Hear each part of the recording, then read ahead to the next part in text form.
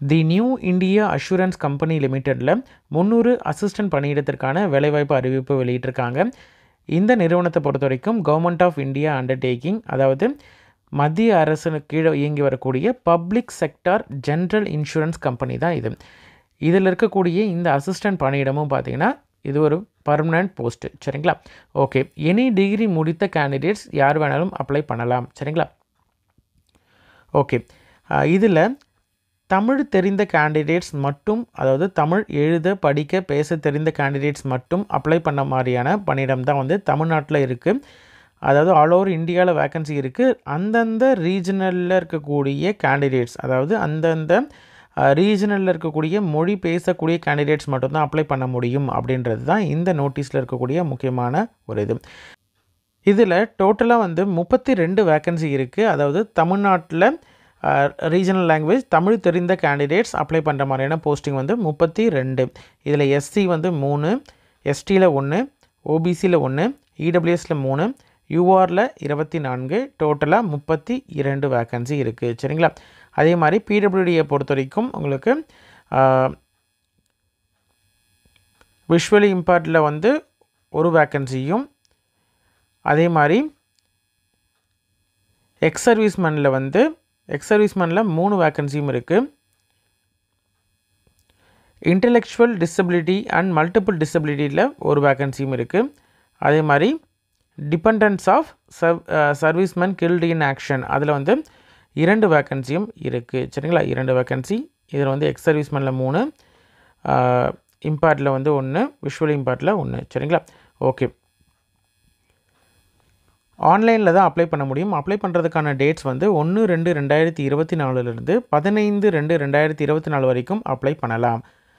இதற்கான எக்ஸாம் பொறுத்த வரைக்கும் ப்ரிலிமினரி எக்ஸாம், அதாவது டயர் 1 அப்படின்னு சொல்லக்கூடிய ஃபஸ்ட்டு ஸ்டேஜ் எக்ஸாம் இருக்கும். அடுத்தது செகண்ட் ஸ்டேஜ் எக்ஸாம் வந்து main exam tier 2. First stage exam வந்து 2/3/2024 மார்ச் மாதம் 2ஆம் தேதி நடக்கும் அப்படின்னு சொல்லியிருக்காங்க, சாட்டர்டே. செகண்ட் ஸ்டேஜ் அதாவது டயர் 2 வந்து டேட் வந்து இன்டிமேஷன் வந்து லேட்டரான் கொடுப்பாங்க அப்படின்றது சொல்லியிருக்காங்க. அப்ளை பண்ணுறது ஆன்லைனில் மட்டும்தான் அப்ளை பண்ண முடியும். வேறு எந்த மோட்லேயும் அப்ளை பண்ண முடியாது. newindia.co.in அப்படின்ற இந்த வெப்சைட்டில் தான் எந்த விதமான அறிவிப்பாக இருந்தாலும், எக்ஸாம் ரிலேட்டட் அதே மாதிரி அப்டேட்ஸ் எதுவாக இருந்தாலும் அதில் தான் போடுவாங்க அப்படின்றதும் சொல்லியிருக்காங்க. கேண்டிடேட்ஸ் ஏதாவது ஒரு ஸ்டேட், ஒரு யூனியன் டெரிட்டரிக்கு மட்டும்தான் அப்ளை பண்ண முடியும். சரிங்களா? ஓபிசி கேண்டிடேட் வந்து நான் கிரிமிலேயர் சர்டிஃபிகேட் வச்சுருக்கணும். அப்படி இல்லை அப்படின்ற மாதிரி இருந்தால் ஏஜ் ரிலாக்ஸேஷனோ அல்லது வேறு எதுவும் கேட்க முடியாது. ஓபிசி சர்டிஃபிகேட் வச்சுருந்தாலும் நான் கிரிமிலேயர் சர்டிஃபிகேட் வச்சுருந்தால் மட்டும்தான் எலிஜிபிள். அப்படி இல்லை அப்படின்ற மாதிரி தான் அன்ரிசர்வ், அதாவது ஜென்ரலாக எடுத்துப்பாங்க. ஜென்ரல் கேட்டகரியில் இடபிள்யூஎஸும் அதே மாதிரி தான். இடபிள்யூஎஸ் கேண்டிடேட்ஸும் பார்த்திங்கன்னா இன்கம் அரசு சர்டிஃபிகேட் வச்சுருக்கணும். அப்படி இல்லை அப்படின்ற மாதிரி தான் ஜென்ரல் அப்படின்ற இதில் தான் வந்து கேட்டகரியில் தான் உங்களை கன்சிடர் பண்ணுவாங்க. ஓகே, கேண்டிடேட்ஸ் வந்து ப்ரிலிமினரி எக்ஸாம் மற்றும் மெயின் எக்ஸாம் ரெண்டுத்துலேயும் பாஸ் பண்ணி அடுத்த ஸ்டேஜுக்கு போனால் மட்டும்தான் அவங்க ரீஜனல் லாங்குவேஜ் டெஸ்ட், அதாவது தமிழ்னா தமிழில் அவங்களுக்கு எழுத படிக்க பேச தெரியுதா அப்படின்றத டெஸ்ட் பண்ணுறதுக்கான ரீஜனல் லாங்குவேஜ் டெஸ்ட் வந்து இருக்கும். இந்த 2 லெவலையும் தாண்டி வந்தால் மட்டும்தான் அடுத்தது இருக்கும். இன்டர்வியூ வேறு எதுவும் கிடையாது. டைரெக்டாக நெக்ஸ்ட் வந்து சர்டிஃபிகேட் வெரிஃபிகேஷன், அது ஃபைனல் செலெக்ஷன் லிஸ்ட்டு. சரிங்களா? எலிஜிபிலிட்டி க்ரைட்டீரியா முன்னாடியே சொன்ன மாதிரி தான் எனி டிகிரி முடித்த கேண்டிடேட்ஸ் அப்ளை பண்ணலாம். அதே மாதிரி அந்தந்த ஸ்டேட்டில் இருக்கக்கூடிய ரீஜனல் லாங்குவேஜ் அதாவது எழுத படிக்க தெரிந்திருக்கணும் அப்படின்னு சொல்லியிருக்காங்க. Nationality as usual Indian citizens யார் வேணால் அப்ளை பண்ணலாம். ஏஜை பொறுத்த வரைக்கும் மினிமம் 21 வயதுலேருந்து மேக்ஸிமம் 30 வயது வரைக்கும் இருக்கக்கூடிய கேண்டிடேட்ஸ் அப்ளை பண்ணலாம். கட் ஆஃப் டேட் வந்து 1/1/2024. சரிங்களா? ஓகே, எக்ஸாக்ட் டேட் அப்படின்னு பார்த்தீங்கன்னா 2/1/1994 1/1/2023 இந்த இன்பிட்வீன் பீரியடில் பிறந்த கேண்டிடேட்ஸ் யார் வேணால் அப்ளை பண்ணலாம். இந்த டேட்டும் இன்க்ளூடட். இந்த நாளில் பிறந்திருந்தாலும் அவங்க எலிஜிபிள். இந்த 2 நாளில் எதுலையாவது பிறந்திருந்தாலும் அந்த கேண்டிடேட்ஸ் எலிஜிபிள். ஏஜ் ரிலாக்ஸேஷன் உண்டு. எஸ்சிஎஸ்டி கேண்டிடேட்டுக்கு 5 வருடம், அதாவது அப்பர் ஏஜ் லிமிட் இருக்கு இல்லையா, இந்த 30 வயது ப்ளஸ் ஒரு 5 வருடம் எஸ்சிஎஸ்டி கேண்டிடேட்டுக்கு. ஓபிசி என்சிஎல் கேண்டிடேட்டுக்கு 3 வருடம் ப்ளஸ் 3 வருடம். பிடபிள்யூடி கேண்டிடேட்டுக்கு 10 வருடம். எக்ஸ் சர்வீஸ்மேன் இல்லைனா டிசேபிள்டு எக்ஸ் சர்வீஸ்மேனுக்கு வந்து அவங்க சர்வீஸ் இதை எல்லாத்தையும் சேர்த்தே வந்து மேக்ஸிமம் 45 வயது வரைக்கும் இருக்கக்கூடிய கேண்டிடேட் அப்ளை பண்ணலாம். Widows, divorced women legally separated அப்படின்ற இருக்கக்கூடிய கேட்டகரியில் வரக்கூடிய கேண்டிடேட்ஸ்லாம் வந்து 5 வருடம் எக்ஸ்ட்ரா ஏஜ் ரிலாக்ஸேஷன் உண்டு. Already New India Assurance corporation லிமிட்டெடில் ஒர்க் பண்ணிட்டு இருக்கக்கூடிய எக்ஸிஸ்டிங் எம்ப்ளாயாக இருக்கீங்க அப்படின்ற மாதிரி இருந்தால் 5 வருடம் ஏஜ் ரிலாக்ஸேஷன் உண்டு. எந்த விதமான ஏஜ் ரிலாக்ஸேஷன் கிளைம் பண்ணாலும் அந்த கேட்டகரியில் இருக்கக்கூடிய சர்டிஃபிகேட் ப்ராப்பரான அதில் இருக்கக்கூடிய ஃபார்மேட்டில் இருக்கக்கூடிய சர்டிஃபிகேட் இருந்தால் மட்டும்தான் அந்த ஏஜ் ரிலாக்ஸேஷனுக்கு எலிஜிபிள், அப்படி இல்லைனா எலிஜிபிள் கிடையாது. எஜுகேஷன் குவாலிஃபிகேஷன் அதுவுமே வந்து கட் ஆஃப் டேட்டு 1/1/2024 அன்னைக்கு 10th 12th இன்டர்மீடியேட் கிராஜுவேஷன் இந்த லெவலில், அதாவது எனி டிகிரி முடித்த கேண்டிடேட்ஸ் 10th 12th முடிச்சுட்டு எனி டிகிரி முடித்த கேண்டிடேட்ஸ் யார் வேணாலும் அப்ளை பண்ணலாம். சரிங்களா? அதே மாதிரி இங்கிலீஷை ஒரு சப்ஜெக்டாக படிச்சிருக்கணும்.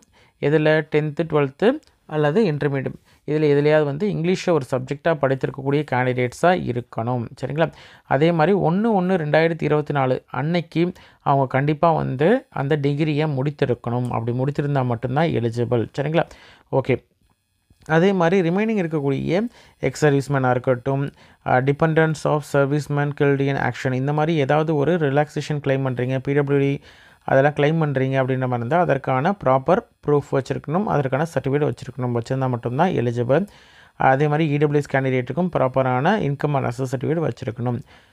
ப்ரீ எக்ஸாம் ட்ரைனிங், அதாவது SC ST OBC candidate PWD கேண்டிடேட்டாக இருக்கீங்க அப்படின்ற மாதிரி இருந்தால் அவங்களுக்கான எக்ஸாமுக்கு முன்னாடி ட்ரைனிங் நடக்கும். அந்த ட்ரைனிங் அட்டன் பண்ணுற மாதிரி இருந்தால் இந்த SC ST OBC non creamy layer candidates PWD candidates அவங்க அப்ளை பண்ணும் பொழுதே நான் ட்ரைனிங் வந்து எலிஜிபிள், ட்ரைனிங்க்கு வந்து நான் வில்லிங் அப்படின்ற மாதிரி கொடுத்தீங்கன்னா உங்களுக்கு ட்ரைனிங்க்கான டீட்டெயில்ஸ் வந்து வரும். அது வந்து எக்ஸாமுக்கு முன்னாடி உங்களுக்கு ட்ரைனிங் வந்து இருக்கும். சரிங்களா? செலெக்ஷனை பொறுத்த வரைக்கும் எக்ஸாம் எப்படி வந்து எக்ஸாமில் செலெக்ஷன் எப்படி இருக்கும் அப்படின்னு பார்த்தீங்கன்னா ஆன்லைன் டெஸ்ட் மட்டும்தான் நடக்கும். ப்ரிலிமினரி எக்ஸாம் இருக்கும், மெயின் எக்ஸாம் இருக்கும், அதுக்கப்புறமேட்டு ரீஜனல் லாங்குவேஜ் டெஸ்ட் இருக்கும். சரிங்களா? ஃபைனல் செலெக்ஷன் வந்து இந்த மூணுத்தையும் தாண்டி வந்தால் மட்டும்தான் அவங்களுக்கு வந்து ஃபைனல் செலெக்ஷன் வர முடியும். சரி, டயர் 1 பொறுத்த வரைக்கும் ப்ரிலிமினரி எக்ஸாம் அப்ஜெக்டிவ் தான் இருக்கும், ஆன்லைனில் தான் இருக்கும். 100 மார்க்குக்கு இந்த எக்ஸாம் நடக்கும். அதாவது 3 செக்ஷனில் நடக்கும். சரிங்களா? English language, reasoning, numerical ability. இதில் இங்கிலீஷ்க்கு பார்த்தீங்கன்னா 30 கொஷின் 30 மதிப்பெண், 20 நிமிஷம் வந்து உங்களுக்கு எக்ஸாம் நடக்கும். ரீசனிங்கை பொறுத்த வரைக்கும் 35 கொஷின்ஸ் 35 மதிப்பெண் 20 நிமிஷம். நியூமரிக்கல் எபிலிட்டியும் 35 கொஷின் 35 மதிப்பெண் 20 நிமிடம். டோட்டலாக 60 நிமிடம் வந்து உங்களுக்கு எக்ஸாம் நடக்கும். 100 கொஷின் 100 மதிப்பெண். சரிங்களா? இதில் இங்கிலீஷ் லாங்குவேஜ் மட்டும் இங்கிலீஷில் இருக்கும், ரிமைனிங் ரெண்டும் வந்து இங்கிலீஷ் அண்ட் ஹிந்தியில் இருக்கும். சரிங்களா? இதில் செப்பரேட், அதாவது ஒரு நீங்கள் இங்கிலீஷ் வந்து அட்டன் பண்ணுறீங்க அப்படின்னா 20 நிமிடம் முடிந்ததுக்கு அப்புறமேட்டு அது ஆட்டோமேட்டிக்காக க்ளோஸ் ஆகிடும். நீங்கள் எவ்வளோ கொஷின் அட்டன் பண்ணியிருந்தாலும் சரி. அடுத்தது இந்த மாதிரி அந்தந்த செக்ஷனுக்கும் செப்பரேட் டைமிங் உண்டு. சரிங்களா? ஓகே. அதே மாதிரி கேண்டிடேட்ஸ் வந்து அந்த செக்ஷன்லேயும் அடிக்குவேட் மார்க் எடுத்தால் மட்டும்தான் அடுத்த லெவல், அதாவது செகண்ட் லெவலுக்கு போக முடியும். ப்ரிலிமினரி எக்ஸாம் உடையது வந்து மார்க் வந்து மெயின், அதாவது உங்களுடைய செலெக்ஷன் லிஸ்ட்டுக்கு எடுத்துக்க மாட்டாங்க. உங்களுக்கு அடுத்தது, அதாவது மெயின் எக்ஸாமுக்கு எலிஜிபிளுக்காக மட்டும்தான் தவிர மித்தபடி வந்து உங்களுக்கு செலெக்ஷனுக்கு இந்த மார்க்கு பொருந்தாது. அதே மாதிரி கேட்டகரி வைஸும் சரி, ஸ்டேட் வைஸ் எவ்வளோ வேக்கன்சி இருக்குது அப்படின்றத பொறுத்தும் கேண்டிடேட்ஸ் வந்து அடுத்தது, அதாவது மெயின் எக்ஸாமுக்கு செலக்ட் பண்ணி வைப்பாங்க. மெயின் எக்ஸாமை பொறுத்த வரைக்கும் அதுவும் ஆன்லைனில் தான் நடக்கும். அப்ஜெக்டிவ் டைப் தான். 250 மதிப்பெண்க்கு நடக்கும். 2 மணி நேரம் வந்து உங்களுக்கு எக்ஸாம் நடக்கும். அதாவது என்னென்ன இருக்குன்னு பார்த்தீங்கன்னா இங்கிலீஷ் லாங்குவேஜில் 40 கொஷின் 50 மதிப்பெண் இங்கிலீஷில் நடக்கும். ரீசனிங்கை பொறுத்த வரைக்கும் 40 கொஷின் 50 மதிப்பெண் இங்கிலீஷ் அண்ட் ஹிந்தி. நியூமரிக்கல் எபிலிட்டியும் பார்த்திங்கன்னா 40 கொஷின் 50 மதிப்பெண் இங்கிலீஷ் அண்ட் ஹிந்தியில். கம்ப்யூட்டர் நாலேஜில் பார்த்திங்கன்னா 40 கொஷின் 50 மதிப்பெண் இங்கிலீஷ் அண்ட் ஹிந்தியில். ஜென்ரல் அவேர்னஸ்லேயும் பார்த்திங்கன்னா 40 கொஷின் 50 மதிப்பெண் இங்கிலீஷ் அண்ட் ஹிந்தியில் இருக்கும். டோட்டலாக 200 கொஷின் இருக்கும். 250 மதிப்பெண்ணுக்கு எக்ஸாம் இருக்கும். சரிங்களா? இதில் எடுக்கக்கூடிய மதிப்பெண்ணை பேஸ் பண்ணி தான் உங்களுக்கு வந்து செலெக்ஷன் இருக்கும். இந்த மதிப்பெண் தான் ஃபைனல். இதில் மினிமம் டோட்டல் மார்க் எடுத்த கேண்டிடேட்ஸ் வந்து அடுத்த டெஸ்ட்டான ரீஜனல் லாங்குவேஜ் டெஸ்ட்டுக்கு எலிஜிபிள் ஆகுவாங்க. இந்த டெஸ்ட்டை பொறுத்த வரைக்கும் உங்களுக்கு ரீஜனல் லாங்குவேஜ் டெஸ்ட்டுக்கு எந்த விதமான மதிப்பெண்ணும் கிடையாது. சரிங்களா? உங்களுக்கு மார்க்கை பொறுத்த வரைக்கும் ஃபைனல் செலெக்ஷன் லிஸ்ட்டுக்கு மினிமம் வந்து இந்த மெயின் எக்ஸாமில் தான் எடுத்துருக்கணும். அந்த மதிப்பெண்ணை பொறுத்த வரைக்கும் தான் உங்களுக்கு மெரிட் லிஸ்ட்டுக்கு எடுத்துப்பாங்க. ரீஜனல் லாங்குவேஜை பொறுத்த வரைக்கும் மினிமம் பாஸ் ஆனால் போதும், குவாலிஃபைங் ஆனால் போதும். சரிங்களா? அதே மாதிரி நெகட்டிவ் மதிப்பெண் உண்டு. நெகட்டிவ் வந்து எது எதுக்கு உண்டுன்னு பார்த்தீங்கன்னா, ப்ரிலிமினரி அண்ட் மெயின் எக்ஸாம் ரெண்டுத்துக்கும் நெகட்டிவ் உண்டு. தப்பான அதாவது ராங் ஆன்சருக்கு மட்டும்தான் 1/4 அதாவது 4 கொஷின் தப்பாச்சுன்னா 1 மதிப்பெண் போகும் அப்படின்ற அளவுக்கு உங்களுக்கு வந்து பெனால்ட்டி இருக்கும். அட்டெம்ப்ட் கொஷின்ஸ் இருக்குல்ல, நீங்கள் அட்டன் பண்ணவே இல்லை அப்படின்ற மாதிரி இருந்தால் அதுக்கு எந்த விதமான நெகட்டிவ் மார்க்கும் கிடையாது. எல்லா விதமான அட்மிட் கார்டாக இருக்கட்டும், இன்ஸ்ட்ரக்ஷனாக இருக்கட்டும், ப்ரிலிமினரி எக்ஸாமுக்கான அட்மிட் கார்டாக இருக்கட்டும், மெயின் எக்ஸாமுக்கான அட்மிட் கார்டாக இருக்கட்டும், ஹால் டிக்கெட்டாக இருக்கட்டும், அல்லது ப்ரீ எக்ஸாம் ட்ரைனிங் இருக்கு இல்லையா, அந்த ட்ரைனிங்க்கான வென்யூ அதற்கான ஆர்டராக இருக்கட்டும், எல்லாமே வந்து அஃபிஷியல் வெப்சைட்டில் மட்டும்தான் வருமே தவிர வேறு எதுலேயும் உங்களுக்கு இன்டிமேஷன் வராது. சரிங்களா? இது முடிஞ்சதுக்கப்புறம் முன்னாடி சொன்ன மாதிரி தான் ரீஜனல் லாங்குவேஜ் டெஸ்ட்டு இருக்கும். அது முடித்ததுக்கப்புறம் தான் உங்களுக்கு வந்து ஃபைனல் உங்களுக்கு செலெக்ஷன் லிஸ்ட்டு போட்டு அதுக்கப்புறமேட்டு ஜாயினிங் ப்ரொசீஜர் இருக்கும். சரிங்களா? ஐடென்டிஃபிகேஷன் வெரிஃபிகேஷனை பொறுத்த வரைக்கும் நீங்கள் ஏதாவது ஒரு கவர்மெண்ட் ஆத்தரைஸ்டு ஐடி ப்ரூஃப் வச்சுருக்கணும் அப்படின்றது சொல்லியிருக்காங்க. இதில் ரேஷன் கார்டோ லேர்னிங் டிரைவிங் லைசன்ஸ் இருக்கு இல்லையா, எல்லாரும் டிரைவிங் லைசன்ஸோடைய லேர்னர்ஸ் டிரைவிங் லைசன்ஸ் இருக்கு இல்லையா, அது வந்து அக்செப்ட் பண்ண மாட்டாங்க. ரேஷன் கார்டும் அக்செப்ட் பண்ண மாட்டாங்க. ரிமைனிங் இருக்கக்கூடிய பேன் கார்டாக இருக்கட்டும், passport, driving licence, voter card, bank passbook, அதில் ஃபோட்டோ ஒட்டின passbook, photo identity proof, gazetted officer issue பண்ணது, photo identity proof, people representative issue பண்ணது, ஆதார் கார்டுலேயே வந்து ஆதார் கார்டு ஃபோட்டோ இருக்கிறது, employee ID, bar council ID card, இந்த மாதிரி ஏதாவது ஒரு ஒரிஜினல் கண்டிப்பாக வந்து எக்ஸாமுக்கு போகும்பொழுது எடுத்துகிட்டு போகணும். சரிங்களா? அதே மாதிரி நீங்கள் வந்து இதில் அப்லோட் பண்ணும் பொழுது சேம் இது அப்லோட் பண்ணுற மாதிரி பார்த்துக்கோங்க. ஏன் அப்படின்னு அதாவது என்ன டீட்டெயில் கொடுக்குறீங்களோ, இதில் என்ன எடுத்துகிட்டு போகிறீங்க அப்படின்றத கொடுக்குறீங்களோ அந்த ஐடி கார்டை வந்து நீங்கள் எடுத்துகிட்டு போனீங்கன்னா பெட்டராக இருக்கும். அதே மாதிரி ஃபோட்டோ வந்து மிஸ் மேட்ச் ஆகாமல் இருக்கணும், உங்களுடைய நேமும் மிஸ் மேட்ச் ஆகாமல் இருக்கும் அப்படின்றத பார்த்துக்கோங்க. சரிங்களா? ஓகே. பயோமெட்ரிக் வந்து உங்களுக்கு டயர் 1ஆக இருக்கட்டும், டயர் 2ஆக இருக்கட்டும், லெஃப்ட் தம் இம்ப்ரெஷன் எடுப்பாங்க. மிஸ் மேட்ச் ஆகக்கூடாது. அதனால் ப்ராப்பராக வந்து நீங்கள் அதில் கேர்ஃபுல்லாக வந்து பயோமெட்ரிக் எடுக்கும் பொழுது நீங்கள் பயோமெட்ரிக் ரெஜிஸ்ட்ரேஷன் பண்ணணும். சரிங்களா? ரீஜனல் லாங்குவேஜ் டெஸ்ட்டை பொறுத்த வரைக்கும் உங்களுக்கு தமிழ்னா தமிழ் வந்து எழுத படிக்க தெரிந்திருக்கா, பேச தெரிந்திருக்கா அப்படின்றத பேசிக்காக தான் வந்து டெஸ்ட் பண்ணுவாங்க. இது வந்து குவாலிஃபைங் நேச்சர் தான். அதனால் பயப்படாமல் நீங்கள் போயிட்டு ரொம்ப காம்ப்ளெக்ஸாக கிராமர் அந்த மாதிரிலாம் எதுவும் வராது. பேசிக்காக உங்களுக்கு தெரிஞ்சிருக்கா, இன்ட்ராக்ட் பண்ணுறதுக்கு தெரியுதா அப்படின்றது தான் பார்ப்பாங்க.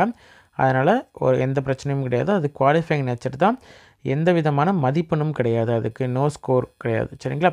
ஓகே. என்னென்ன டாக்குமெண்ட்ஸ்லாம் தேவை அப்ளை பண்ணுறதுக்கு அப்படின்னு பார்த்தீங்கன்னா, எல்லாத்தோடைய original self attested regional language test இருக்கு இல்லையா, அதுக்கு போகும்பொழுது என்னென்ன தேவை அப்படின்னு பார்த்தீங்கன்னா, கால் லெட்டர், ரீஜனல் லாங்குவேஜ் டெஸ்ட்டுக்கான கால் லெட்டர் எடுத்துகிட்டு போகணும். System generated print out, online registration முடிஞ்சதுக்கப்புறம் வரக்கூடிய அந்த ஆன்லைன் ரெஜிஸ்ட்ரேஷன் பிரிண்ட் அவுட் எடுத்துகிட்டு போகணும். டேட் ஆஃப் பர்த் ப்ரூஃபுக்கான ப்ரூஃப் எடுத்துகிட்டு போகணும். ஐடென்டிட்டி வெரிஃபிகேஷன் ஐடி ப்ரூஃப் ஏதாவது ஒன்று எடுத்துகிட்டு போகணும். கிராஜுவேஷன் முடித்திருக்கீங்க அப்படின்றதுக்கான ப்ரூஃப், டிகிரி சர்டிஃபிகேட்டாக இருக்கட்டும், ப்ரொஃபஷனல் தான் இருக்குது அப்படின்ற மாதிரி தான் ப்ரொஃபஷனல் சர்டிஃபிகேட்டு, மார்க் ஷீட்டு, இது எல்லாம் எடுத்துகிட்டு போகணும். அதே மாதிரி கேட்டகரி எஸ்சியா, எஸ்டியா, ஓபிசி, என்சி எல்லாம் அன்ரிசர்வ்டா, இல்லை இடபிள்யூஎஸ் கேண்டிடேட்டா, பிடபிள்யூடி கேண்டிடேட்டா, வேறு ஏதாவது எக்ஸ் சர்வீஸ்மேன், இந்த மாதிரியான பிடபிள்யூடிலேயே எந்த டிசபிலிட்டி சர்டிஃபிகேட் வச்சுருக்கீங்களா, அது மாதிரி என்னென்ன உங்களுக்கு எலிஜிபிளோ, உங்களுக்கு எதெல்லாம் வந்து நீங்கள் அப்ளை பண்ணும் பொழுது ஏஜ் ரிலாக்ஸேஷனுக்கோ இல்லை வந்து கன்செஷனுக்கோ நீங்கள் வந்து கொடுத்துருக்கீங்க அப்படின்ற மாதிரி இருந்தால் அதை எல்லாமே வந்து நீங்கள் எடுத்துகிட்டு போகணும். சரிங்களா? ஆல்ரெடி ஒர்க் பண்ணியிருக்கக்கூடிய கேண்டிடேட்டாக இருக்கீங்க அப்படின்ற மாதிரி இருந்தால் நோ அப்ஜெக்ஷன் சர்டிஃபிகேட்டும் கொடுக்கணும். சரிங்களா? எக்ஸ்பீரியன்ஸ் இருக்குது அப்படின்ற மாதிரி இருந்தால் கொடுக்கலாம், இல்லைனா தேவையில்லை. சரிங்களா? வேறு ஏதாவது சர்டிஃபிகேட் வந்து நீங்கள் ப்ரொடியூஸ் பண்ணுறீங்க அப்படின்ற மாதிரி இருந்தால் அது தேவைப்படுது அப்படின்ற மாதிரி இருந்தால் அதையும் ப்ரொடியூஸ் பண்ணலாம். சரிங்களா? எக்ஸாம் சென்டரை பொறுத்த வரைக்கும் டயர் 1 அண்ட் டயர் 2 ரெண்டுமே வந்து தமிழ்நாட்டிலே இருக்குது. தமிழ்நாடு ரீஜன் பொறுத்த வரைக்கும் உங்களுக்கு டயர் 1ல் வந்து சென்னை, கோயம்புத்தூர், மதுரை, நாகர்கோவில், சேலம், தஞ்சாவூர், திருச்சிராப்பள்ளி, திருநெல்வேலி, வேலூர், இந்த இடத்துலலாம் வந்து உங்களுக்கு சென்டர் இருக்குது. மெயின் எக்ஸாம் அதாவது டயர் 2வை பொறுத்த வரைக்கும் சென்னையில் மட்டும்தான் உங்களுக்கு வந்து எக்ஸாம் இருக்கும். சரிங்களா? இதுதான் வந்து எக்ஸாம் சென்டர்ஸு. அப்ளிகேஷன் ஃபீஸை பொறுத்த வரைக்கும் எஸ்சி, எஸ்டி, பிடபிள்யூடி கேண்டிடேட்டாக இருக்கீங்க அப்படின்ற மாதிரி இருந்தால் 100 ரூபா பே பண்ணலும். இதில் இன்க்ளூடிங் ஜிஎஸ்டி, இன்டிமேஷன் சார்ஜஸ் மட்டும் இது மட்டும் இல்லாமல் remaining candidates SC ST PWD கேண்டிடேட்ஸை தவிர ரிமைனிங் கேண்டிடேட்ஸ் ₹850 பே பண்ணுற மாதிரி இருக்கும். சரிங்களா? இதில் பேங்க் சார்ஜஸ் வந்து தனியாக நீங்கள் பே பண்ணுற மாதிரி இருக்கும். எப்படி அப்ளை பண்ணுறது அப்படின்னு பார்த்தீங்கன்னா, ஆன்லைனில் தான் அப்ளை பண்ண முடியும் அப்படின்னு சொன்ன முடியா. இது வந்து 3 ஸ்டேஜாக பிரிச்சிருக்காங்க. அதாவது ஃபஸ்ட்டு வந்து அப்ளிகேஷன் வந்து ரெஜிஸ்ட்ரேஷன் பண்ணணும், அடுத்தது ஃபீ பே பண்ணணும், அடுத்தது உங்களுடைய ஃபோட்டோ, சிக்னேச்சர், லெஃப்ட் தம் இம்ப்ரெஷனும், ஹேண்ட் ரிட்டன் டிக்ளரேஷனும் அப்லோட் பண்ணணும். சரிங்களா?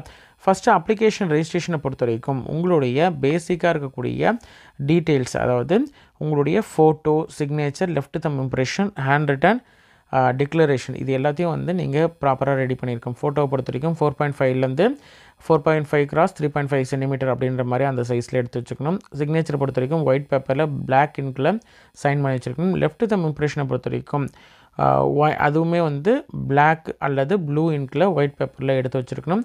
ஹேண்ட் ரிட்டன் டிக்ளரேஷனும் பார்த்திங்கன்னா பிளாக் இன்கில் ஒயிட் பேப்பரில் எழுதி வச்சுருக்கணும். அது என்ன அப்படின்னு பார்த்திங்கன்னா, உங்களுக்கு வந்து இந்த போர்ஷன் இருக்கு இல்லையா, இதில் ஐ போட்டுட்டு அடுத்தது கீழே வந்து உங்களுடைய பேர், அடுத்தது ஃபுல்லுத்தையும் இது எல்லாத்தையும் எழுதிட்டு அதை ஸ்கேன் பண்ணி நீங்கள் வச்சுருக்கணும். லெஃப்ட் தம் இம்ப்ரெஷனை பொறுத்த வரைக்கும் அதுவுமே வந்து தனியாக ஸ்கேன் பண்ணி ரெடியாக வச்சுருக்கணும். சிக்னேச்சர் கேபிட்டலில் இருக்கக்கூடாது. சரிங்களா? அதையும் நல்லா நோட் பண்ணிக்கோங்க. இது ஃபுல்லும் வந்து நீங்கள் முடித்ததுக்கப்புறம் ரெடியாக வச்சுருக்கதுக்கப்புறம் நீங்கள் வந்து ஆன்லைனில் அப்ளை பண்ணலாம். அடுத்த ஸ்டேஜான அப்ளிகேஷன் ப்ரொசீஜரில் அப்ளை எப்படி பண்ணணும் அப்படின்னு பார்த்தீங்கன்னா, இது எல்லாத்தையும் ரெடி பண்ணி வச்சுட்டு சர்டிஃபிகேட்லாம் கையில் வச்சுட்டு நீங்கள் newindia.co.in அப்படின்ற வெப்சைட்டில் ரெக்ரூட்மெண்ட் அப்படின்ற செக்ஷனுக்குள்ளே போயிட்டு அப்ளை ஆன்லைன் அப்படின்றது இருக்கும். அதை கொடுத்தீங்கன்னா click here for new registration அப்படின்றது இருக்கும். அதில் போயிட்டு உங்களுடைய பேர், contact details, email ID, mobile number, இந்த மாதிரியான பேசிக்காக இருக்கக்கூடிய டீட்டெயில்ஸ் எல்லாம் போட்டிங்கன்னா ப்ரொவிஷனல் ரெஜிஸ்ட்ரேஷன் நம்பர் வரும், பாஸ்வேர்டும் ஜென்ரேட் ஆகும். சரிங்களா? இது ரெண்டுமே வந்து இமெயில் மற்றும் எஸ்எம்எஸ் மூலியமாகவும் உங்களுக்கு வரும். சரிங்களா? அதை யூஸ் பண்ணி நீங்கள் வந்து திரும்பி லாகின் பண்ணிவிட்டு அடுத்தடுத்த டீட்டெயில்ஸ் எல்லாத்தையும் அதில் கேட்கக்கூடிய டீட்டெயில்ஸ் எல்லாத்தையும் கொடுத்து சேவ் அண்ட் நெக்ஸ்ட்டு கொடுத்துட்டு அடுத்தடுத்து வந்தீங்கன்னா உங்களுக்கு ஃபைனலாக வந்து கம்ப்ளீட் டீட்டெயில்ஸ் முடிஞ்சதுக்கப்புறம் ஃபைனல் சப்மிட் கொடுத்தீங்கன்னா உங்களுக்கு அந்த பேசிக் ரெஜிஸ்ட்ரேஷன் மற்றும் ரெஜிஸ்ட்ரேஷன் வந்து முடிஞ்சதுக்கப்புறம் உங்களுடைய டீட்டெயிலை வேலிடேட் பண்ணணும். சரிங்களா? அதாவது உங்களுடைய ஃபாதர்ஸ் நேம் இல்லாத ஹஸ்பண்ட் நேமு, உங்களுடைய டிகிரி சர்டிஃபிகேட், டிகிரி டீட்டெயில் எங்கே முடிச்சிங்க, ஸ்கூல் எங்கே முடிச்சிங்க, எவ்வளோ பர்சன்டேஜு, அதே மாதிரி கிரேடா இல்லை பர்சன்டேஜா, டிகிரி எங்கே முடிச்சிங்க, என்ன காலேஜ், என்ன டிகிரி முடிச்சிங்க, இந்த மாதிரியான பேசிக் டீட்டெயில்ஸ் எல்லாத்தையும் கொடுத்துட்டு வேலிடேட் யுவர் டீட்டெயில் கொடுத்துட்டு சேவ் அண்ட் நெக்ஸ்ட்டு கொடுக்கணும்.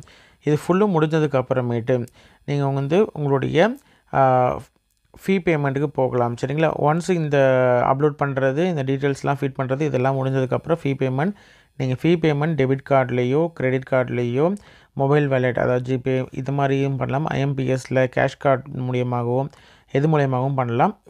ஒன்ஸ் நீங்கள் பண்ணி முடிச்சதுக்கப்புறம் இ-ரிசிப்ட் ஜென்ரேட் ஆகும். அந்த இ-ரிசிப்டை பிரிண்ட் அவுட் எடுத்து அதையும் பத்திரமா வச்சுக்கணும். சரிங்களா? ஓகே.